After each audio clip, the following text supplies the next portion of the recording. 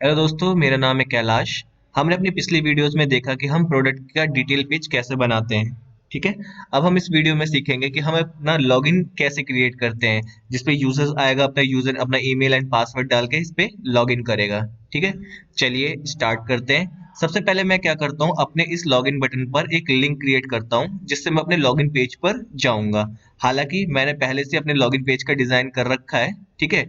जिसमें मैंने अपना एक फॉर्म फील्ड दे रखा है, उसमें अपना एक इनपुट टाइप मैंने ईमेल दे रखा है, सॉरी टैक्स दे रखा है जिसमें ईमेल के लिए है, और एक इनपुट टाइप टैक्स बनाया है पासवर्ड के लिए, और एक बटन दिया और एक बैक बटन दिया है। ठीक है, जिससे मैं वापस अपने प्रोडक्ट के पेज पर जा सकूं। ठीक है। तो चलिए पहले मैं अपने प्रोडक्ट के पेज पे चलता हूं, जहां पर मैं अपना लिंक दूंगा अपने लॉगिन पेज पे आने के लिए। चलिए। तो ये है हमारा लॉगिन का बटन, जहां पर मैं लिंक क्रिएट करता हूँ। ये मैंने लिंक क्रिएट किया।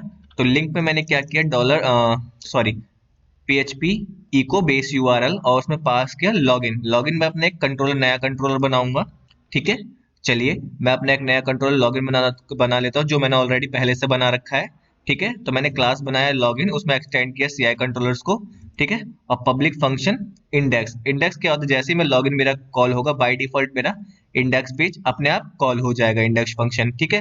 तो उसमें मैंने क्या किया, अपने लॉगिन पेज को लोड करवा दिया। मतलब जो मैंने व्यू फोल्डर के अंदर लॉगिन पेज बनाया होगा, उसको मैंने यहाँ पर लोड करवा दिया। चलिए रन करके देखते हैं। मैं पेज रिफ्रेश करता हूँ। ये मैंने क्लिक किया तो देखिए यहाँ पर जो मैंने बताया था कि जैसे मेरा एक फील्ड आ जाएगी ईमेल की, और एक पासवर्ड की, और एक मेरा लॉगिन बटन होगा, और एक मेरा बैक बटन होगा। चलिए अब हम आगे बढ़ते हैं। अब मैं क्या करता हूँ, जब मैं अपने लॉगिन बटन पर क्लिक करूंगा, तो सबसे पहले ये वैलिडेशन चेक करेगा। वैलिडेशन कि अगर ईमेल फील्ड उसने एंटर किया है या पासवर्ड उसने एंटर किया है, तो ही ये आगे प्रोसेस करे। तो चलिए इसको स्टार्ट आगे बढ़ते हैं। मैं अपने लॉगिन कंट्रोलर पे जाता हूँ। ठीक है। और अपने लॉगिन पेज पे जाता हूँ, तो आप यहाँ देख सकते हैं कि मैंने इन दोनों को एक एक नाम दिया है, ईमेल एंड पासवर्ड। पासवर्ड को भी एक नाम दिया है और ईमेल को भी एक नाम दिया है, नेम। ठीक है। अब मैं क्या करता हूँ, अपने ही इस फॉर्म एक्शन पे आप ये देख सकते हैं कि फॉर्म पर मैंने एक एक्शन और एक मेथड बनाया है। अब अपने एक्शन फील्ड में मैं एक अपने कंट्रोलर को लोड करवा लेता हूँ। क्यों? जैसे ही मैं सबमिट बटन पे क्लिक करूंगा, तो जो ये मेरा एक्शन परफॉर्म होगा, इस लॉगिन फंक्शन पे लॉगिन कंट्रोलर पे जाएगा। ठीक है। और फिर मैं अपना यहाँ पर अपना वैलिडेशन चेक करूंगा। ठीक है। तो सबसे पहले मैं अपना वैलिडेशन लगाता हूँ उस पे। ठीक है। वैलिडेशन लगाने से पहले मैंने क्या किया, सबसे पहले क्योंकि हम CI पे वर्क कर रहे हैं, मतलब कोऑर्डिनेटर पे वर्क कर रहे हैं, तो सबसे पहले हमें उनके हेल्पर्स एंड उनकी लाइब्रेरीज को भी लोड करवाना होगा। तब तक हम CI को ढंग से यूज नहीं कर सकते, क्योंकि हम सारा काम CI पे ही कर रहे हैं। तो मैंने क्या किया, अपने फॉर्म हेल्पर को लोड करवा लिया। क्योंकि जब हम वैलिडेशन को प्रिंट करेंगे, तो कुछ हम उसकी चीजों को भी यूज करेंगे फॉर्म हेल्पर की। ठीक है। प्लस ऐसे हमने फॉर्म वैलिडेशन की लाइब्रेरी को इसमें लोड करवा लिया।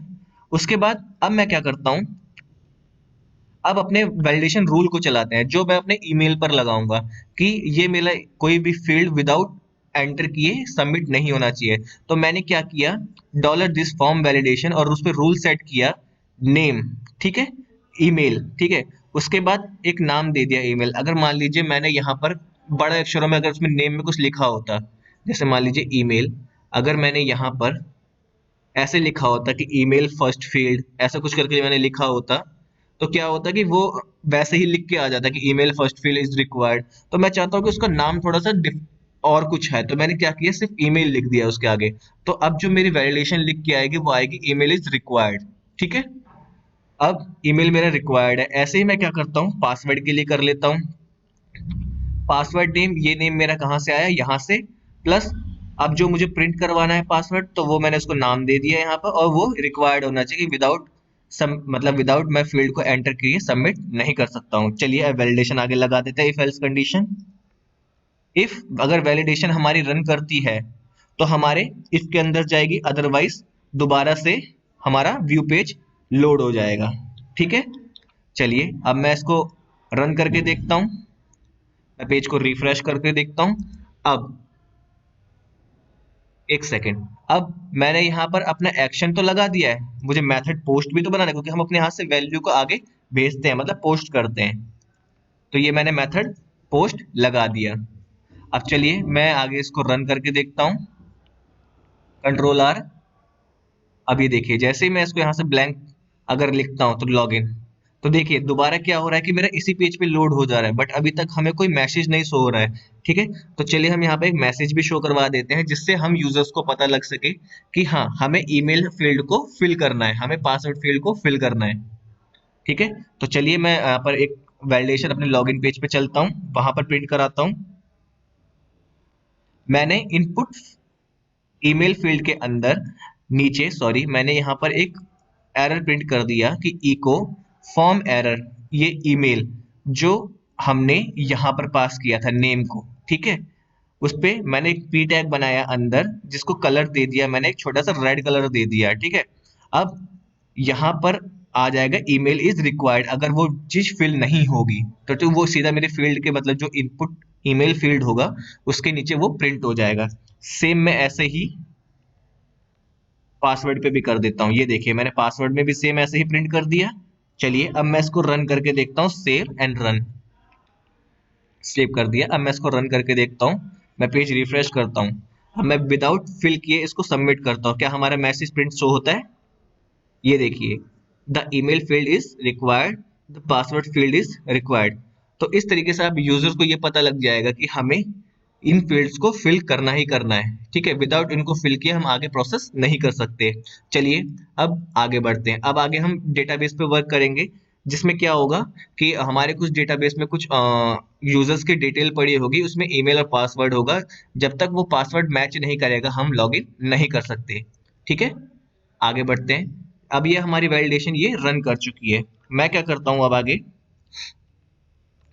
यहाँ पर जो हमने वहां से वैल्यू पोस्ट करी थी, मतलब हमने अपना पोस्ट किया था ईमेल एंड पासवर्ड, ये दोनों चीजें हमने वहां से अपनी पोस्ट करी थी। ये जो मैंने हमने नाम धरा था, इनका नाम जो हमने रखा था नेम ईमेल और पासवर्ड, इनकी मदद से हमने उन वैल्यूज को इन दोनों वेरिएबल्स में स्टोर करा लिया, ईमेल एंड पासवर्ड में। अब एक्चुअली क्या होगा कि हम अपने डेटाबेस में जो हमारा पासवर्ड होगा उसको हम एक इनक्रिप्टेड फॉर्म में रखेंगे। क्यों? क्योंकि ये हमारे क्या करता है, सिक्योरिटी पर्पस को ज्यादा बढ़ा देता है। कि जैसे मान लीजिए अगर मेरा पासवर्ड शो हो रहा है 1 2 3 4 5, तो वो वैसे ना दिखे, इनक्रिप्टेड फॉर्म में दिखे। तो उसके लिए हमने यूज किया था MD5। तो अब जो वैल्यू वहां से आई है उसको पहले वो MD5 में कन्वर्ट करेगा, देन वो आगे प्रोसेस कर देगा जिससे वो एक इनक्रिप्टेड फॉर्म में मैच हो सके। ठीक है, अब हम क्या करते हैं, डेटाबेस में वो क्वेरी लिखेंगे जहां से वो चेक करेगा कि जो लॉगिन टेबल है उसमें वो यूजर वो ईमेल और वो पासवर्ड एग्जिस्ट करता भी है कि नहीं करता है। ठीक है, मैं आगे बढ़ता हूँ। सबसे पहले वहां करने के लिए मैं अपना एक लॉगिन मॉडल बनाऊंगा। ठीक है, उसमें अपने उस क्वेरी को लिखूंगा। तो सबसे पहले हम लॉगिन मॉडल को लोड कराते हैं। ठीक है, अब उस लॉगिन मॉडल को हमने हम यहाँ पर अपने लोड करवा लिए हैं। ठीक है, ये देखिए। उसके बाद मैं क्या करता हूँ, अपने इसी फील्ड में अंदर आके, मतलब जो इफ कंडीशन थी वहां पर उस लॉगिन मॉडल के अंदर मैंने एक फंक्शन बनाऊंगा लॉगिन चेक के नाम से, जहां पर मैं अपना ईमेल और पासवर्ड को आगे भेज के चेक करूंगा कि वो वैल्यू एग्जिस्ट करती है कि नहीं करती है। ठीक है, ये देखिए मैंने क्या किया, एक लॉगिन मॉडल के अंदर मैंने चेक लॉगिन बनाया, उसके अंदर मैंने अपने दोनों पैरामीटर्स पास किए, मतलब ईमेल एंड पासवर्ड। अब जिसकी मदद से मैं चेक करूंगा कि ये वैल्यू एग्जिस्ट करती है कि नहीं है, करती है। तो चलिए लॉगिन मॉडल क्रिएट करने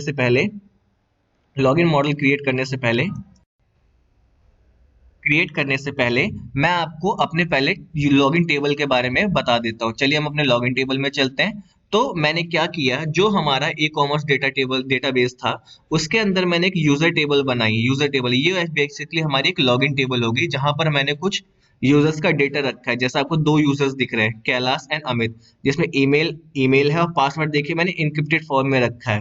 ये सिक्योरिटी पर्पज से होता है, जो यूजर्स मतलब जो हैकर्स होते हैं उनको ये पासवर्ड ना पता लग पाए, इसलिए कि इनक्रिप्टेड फॉर्म में मैंने इसको MD5 में कन्वर्ट कर दिया है। ठीक है, MD5 में कन्वर्ट करने के लिए हम कैसे करते हैं, मैं इंसर्ट में जाता हूँ, जो मैं वैल्यू इंसर्ट करते हैं।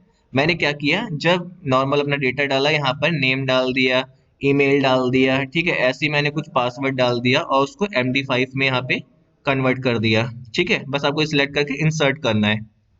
ठीक है, तो ये हमारी वो टेबल है। उसके बाद मैं क्या करता हूँ, चलिए अब अपने लॉगिन मॉडल में चलते हैं। अब हम अपने लॉगिन मॉडल में चलते हैं, तो वहां पर हम क्या करेंगे, क्वेरी लिखेंगे, जिससे क्या होगा, जब मैं अपना यूजर नेम मतलब जो अपना ईमेल और पासवर्ड है वो डेटाबेस में मैच करेगा कि ये वैल्यू एग्जिस्ट करती है कि नहीं करती है। अगर वो एग्जिस्ट करती है तो हम क्या करेंगे, उसको आगे प्रोसेस करेंगे। तो चलिए सबसे पहले हम लॉगिन मॉडल पे चलते हैं। तो देखिए यहाँ पे मैंने ऑलरेडी पहले से अपना क्लास मॉडल बना, मतलब जो भी मॉडल है मैंने बना रखा है। अब मैं इसके अंदर एक फंक्शन क्रिएट करता हूँ चेक लॉगिन के नाम से, ठीक है।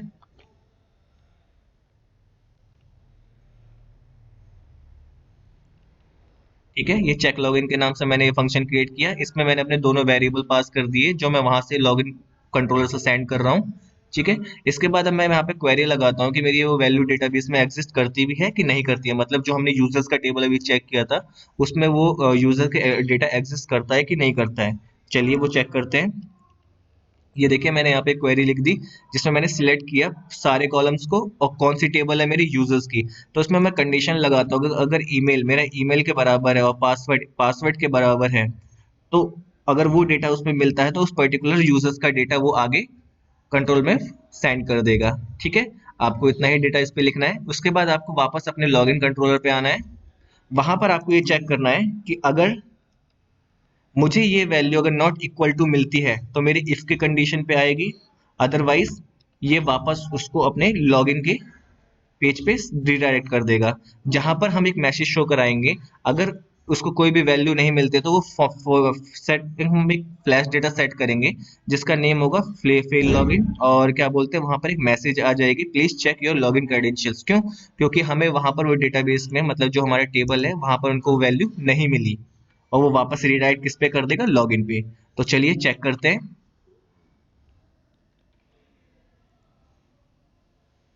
मैं पेज रिफ्रेश करता हूँ। ठीक है, अब मैं यहाँ पे कोई भी डेटा डाल देता हूँ, ईमेल और पासवर्ड कुछ भी उल्टा सीधा, एंड देन लॉगिन। तो देखिए ये हमारा इसने लॉगिन तो किया बट यहाँ पर हमें कोई मैसेज नहीं शो हुआ, क्योंकि हमने अभी तक कोई मैसेज प्रिंट नहीं किया है कि ये डेटा हमारा एग्जिस्ट करता है कि नहीं करता है। अब वापस चलता हूँ मैं अपने लॉगिन पेज पे। हम उस डेटा को हम प्रिंट करवाते हैं जिससे हमें ये पता लगेगा कि ये ईमेल एंड पासवर्ड हमें ये एग्जिस्ट करता है कि नहीं करता है। तो चलिए उसके लिए हम क्या करते हैं, ये जो हमारा आपको लॉगिन दिख रहा है जो हमारा व्यू पेज पे, मैं इसी के नीचे एक मैसेज प्रिंट करवा देता हूँ, फ्लैश डेटा। चलिए प्रिंट करते हैं।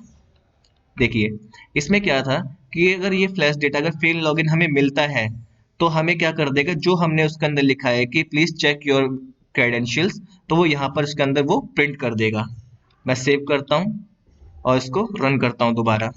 ठीक है, पहले मैं चेक करता हूँ कि लॉगिन ये रिक्वायर्ड फील्ड वर्क कर रहे हैं। अब मैं चेक करता हूँ कि क्या ये पासवर्ड एग्जिस्ट करता है कि नहीं करता है। ये देखिए ये मैसेज शो कर दिया इसने, please check your credentials, login credentials. ठीक है, अब इसके आगे हम बढ़ते हैं कि अब अगर हमारा ये पासवर्ड अगर हमारा मैच करता है डेटाबेस में, ठीक है, तो ये हमारा कैसे आगे प्रोसेस करेगा। तो सबसे पहले हम क्या करते हैं, अपने डेटाबेस में जाते हैं, एक नया डेटा इंसर्ट कर देते हैं, जिससे आपको ये पता लग जाएगा कि आपको इंसर्ट भी कैसे करना है यूजर टेबल में। मैं क्या करता हूँ, एक नया डेटा बना लेता हूँ, सिड सिंह के नाम से नेम डालता हूँ, ईमेल डालता हूँ sid@gmail.com, पासवर्ड डालता हूँ 123456 7 और उसको MD5 में कन्वर्ट कर देता हूँ और करता हूँ इंसर्ट। तो देखिए ये मेरी वैल्यू यहाँ पर इंसर्ट हो चुकी है। अब ऐसे मैं सिड सिंह के नाम से यहाँ पर लॉग इन करूंगा, अगर ये डेटा इससे मैच करेगा तो ये मेरा आगे प्रोसेस करेगा, अदरवाइज वापस हमें लॉगिन पे रीडायरेक्ट कर देगा। ठीक है, चलिए हम अपने कोड पे चलते हैं। अगर ये अब हमारा प्रोसेस करता है, अगर ये हमारा वैल्यू हमारे डेटाबेस में जाके मैच हो जाता है, तो अब हम क्या करते हैं कि जो भी हमारा उस यूजर का डेटा होगा हम उसको सेशन में इंसर्ट करवा लेते हैं। सेशन क्या होता है, मैं अगर आपको सिंपल वर्ड में बताऊं तो सेशन क्या होता है, एक छोटी सी मेमोरी होती है जिससे हम आगे यूजर्स का डेटा को मतलब ट्रैक कर सकते हैं कि हाँ कौन सा यूजर हमारा लॉगिन है कि नहीं है, वो सारी चीजें। एक छोटे सा एग्जांपल मैं आपको बोलूँ तो ठीक है। तो चलिए हम इसको जितना भी डेटा हम उसको क्या बोलते हैं सेशन में स्टोर करा लेते हैं। ये देखिए, तो हमें उसको कुछ बेसिक बेसिक डिटेल हमने सेशन में स्टोर करा लिया। जैसे क्या था कि हमने उसकी आईडी, उसका नेम और उसके ईमेल को हमने सेशन में स्टोर करा लिया, और उस हर एक सेशन के वेरिएबल को हमने उसको एक पर्टिकुलर नाम दे दिया, जिससे क्या होगा आगे हम उसके अगर कोई भी हमें आईडी को गेट करना होगा तो हम CID की मदद से उस डेटा को गेट कर सकेंगे सेशन के थ्रू। ठीक है, चलिए अब हम इसको सेव करते हैं, और जैसे ही अगर वो हमारा सक्सेस होता है तो वो क्या करेगा, हमें रिडायरेक्ट कर देगा प्रोडक्ट के पेज पे। ठीक है, और अब हम प्रोडक्ट के पेज पे चलते हैं। अगर मान लीजिए अगर वो रीडायरेक्ट कर दिया है, ठीक है, अगर रीडायरेक्ट कर दिया, अगर वो लॉगिन हो गया, तो हमें कैसे पता लगेगा कि वो लॉगिन हो चुका है? तो मैं एक काम करता हूँ कि ये जो हमारा लॉगिन का बटन है, जैसे ही वो हमारा लॉगिन सक्सेस कर जाता है तो यहाँ पर हमारा लॉगिन का बटन हट के वो लॉग आउट का बटन हो जाए, तो जिससे हमें ये पता लग जाएगा कि हमारे यूजर ने लॉगिन कर चुका है। ठीक है, मैं आगे चलता हूँ, कैसे पता लगेगा। मैंने क्या किया था कि अभी अपने लॉगिन कंट्रोल में अगर वो सक्सेस होता है तो मैंने अपनी वैल्यू को अपने सेशन में स्टोर कराया था। ठीक है, जब तक लॉगिन नहीं करेगा और उसको सेशन वो नहीं मिलेगा।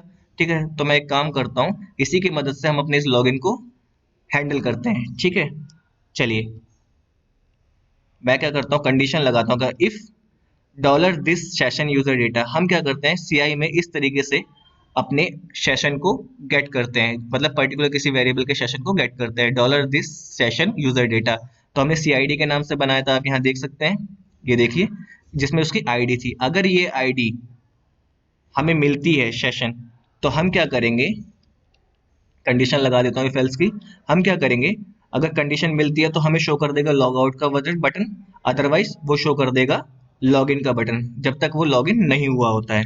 ठीक है, चलिए अब सेव करके अब इसको हम रन करते हैं। मैं इसको दोबारा से रिफ्रेश करता हूँ। तो चलिए सबसे पहले अपनी वैलिडेशन चेक करते हैं। लॉगिन, ये देखिए रिक्वायर्ड फील्ड शो कर रहा है। अब मैं चेक करता हूँ कुछ गलत ईमेल आईडी डाल के, एंड देन पासवर्ड लॉगिन, तो इसने शो कर दिया please check your login credentials. ठीक है, अब तो ये देखिए इसने मैसेज शो कर दिया है, क्यों? क्योंकि अभी उसमें हमारे यूजर नेम और पासवर्ड अभी हमारे डेटाबेस में एग्जिस्ट करता ही नहीं है। अब चलिए हम सही पासवर्ड डालते हैं जो हमने क्रिएट किया था, sid@gmail.com, और पासवर्ड था 12345667। अब देखिए लॉगिन करते हैं, तो ये देखिए हमारे प्रोडक्ट के पेज पे आ गया, और यहाँ पर देखिए इसने हमारा लॉग आउट का बटन यहाँ पे शो कर दिया। तो देखिए अब हमारा क्या हुआ, यूजर हमारा लॉगिन कर चुका है। तो गाइज मैं आपको दोबारा से पूरा कोड एक बार दोबारा समझा देता हूँ। हमने क्या किया, सबसे पहले अपने प्रोडक्ट पेज पे गए, वहां पर हमने अपना एक लॉगिन का कंट्रोलर बनाया जिसका उसको पास दे दिया। फिर उस कंट्रोलर में जाके सबसे पहले हमने क्या किया था, लॉगिन जैसे हमारा वो कंट्रोलर कॉल होता है तो बाय डिफॉल्ट इंडेक्स को ढूंढता है, तो जहां पर हमने अपने व्यू पेज को लोड करवाया था, जिसकी मदद से हमारा ये लॉगिन का व्यू पेज लोड हो गया था। फिर उसके बाद हमने क्या किया कि कुछ वैलिडेशंस रखी कि अगर अगर हमारा जो ईमेल फील्ड है ईमेल फील्ड है वो एक तो रिक्वायर्ड होना चाहिए, और पासवर्ड फील्ड भी हमारा रिक्वायर्ड होना चाहिए। मतलब अगर जब तक हम उसको फिल नहीं करेंगे तब तक वो हमारा आगे प्रोसेस नहीं करेगा। अगर वो प्रोसेस हमारा सक्सेस जाता है तो हमने क्या किया कि जो उस ईमेल और पासवर्ड फील्ड का जो नेम था, ईमेल एंड पासवर्ड, हमने उसको क्या किया, अपने डेटाबेस में जाके चेक किया कि वो हमारा ईमेल एंड पासवर्ड एग्जिस्ट करता है कि नहीं करता है। जिसके लिए हमने क्या किया, अपने लॉगिन मॉडल में एक फंक्शन बनाया था चेक लॉगिन का, जिसमें अपने ईमेल और पासवर्ड की मदद से हमने चेक किया कि वो वैल्यू एग्जिस्ट होती है कि नहीं होती है। अगर वो एग्जिस्ट करती है तो उस पे हमने क्या किया कि अपने जितने भी यूजर्स का डेटा था, मतलब जिस पर्टिकुलर यूजर के डेटा को जो जो मेन मेन वैल्यूज थी, जैसे उसकी आईडी, नेम, ईमेल, उसको हमने सेशन में स्टोर करवा लिया। अगर अदरवाइज अगर हमें वो वैल्यू नहीं मिलती है ईमेल एंड पासवर्ड डेटाबेस में, तो क्या कर रहे थे, हमने अपने उस लॉगिन पेज पर एक फेल लॉगिन मैसेज शो करवा दिया जिसमें लिखा हुआ था please check your login credentials. ठीक है, फिर उसके बाद हमने क्या किया कि अगर वो हमारा यूजर लॉगिन हो जाता है तो हमें कैसे पता लगेगा कि यूजर लॉगिन हो चुका है। तो हमने क्या किया, इस सेशन आईडी की मदद से प्रोडक्ट इमेज मतलब प्रोडक्ट पेज पर हमने ये चेक किया कि अगर ये वैल्यू हमें सेशन अगर हमें मिलता है तो हमें लॉग आउट शो कर दे, अदरवाइज लॉग इन शो कर दे, जिससे हमें ये पता लग जाएगा कि यूजर ने लॉग इन किया है कि नहीं किया है। तो गाइज अगर आपको ये वीडियो अच्छी लगी हो तो प्लीज लाइक करें, सब्सक्राइब करें, और प्लीज गाइज ज्यादा से ज्यादा शेयर करें। हाँ, और अगर आपको कोई भी डिफिकल्टीज हो रही है, कोई भी प्रॉब्लम हो रही है समझने में, तो आप जस्ट कमेंट पास करें, मैं डेफिनेटली आपको कोई ना कोई सॉल्यूशन प्रोवाइड करूंगा। Guys thank you so much for watching this video, thank you so much.